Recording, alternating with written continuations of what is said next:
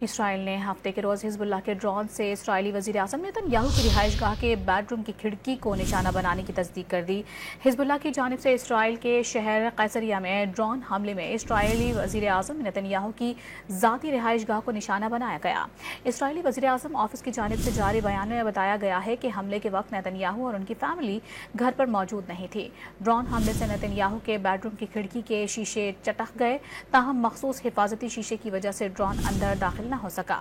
حملے میں کسی شخص کے زخمی ہونے کی تصدیق نہیں کی گئی۔ اسرائیل نے ہفتے کے روز حزب اللہ کے ڈرون سے اسرائیلی وزیر اعظم نیتن یاہو کی رہائش گاہ کے بیڈ روم کی کھڑکی کو نشانہ بنانے کی تصدیق کر دی۔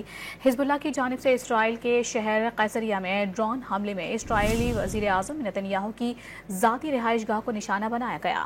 اسرائیلی وزیر اعظم آفس کی جانب سے جاری بیان میں بتایا گیا ہے کہ حملے کے وقت نیتن یاہو اور ان کی فیملی گھر پر موجود نہیں تھی۔ ڈرون حملے سے نیتن یاہو کے بیڈ روم کی کھڑکی کے شیشے چٹک گئے، تاہم مخصوص حفاظتی شیشے کی وجہ سے ڈرون اندر داخل نہ ہو سکا۔ حملے میں کسی شخص کے زخمی ہونے کی تصدیق نہیں کی گئی۔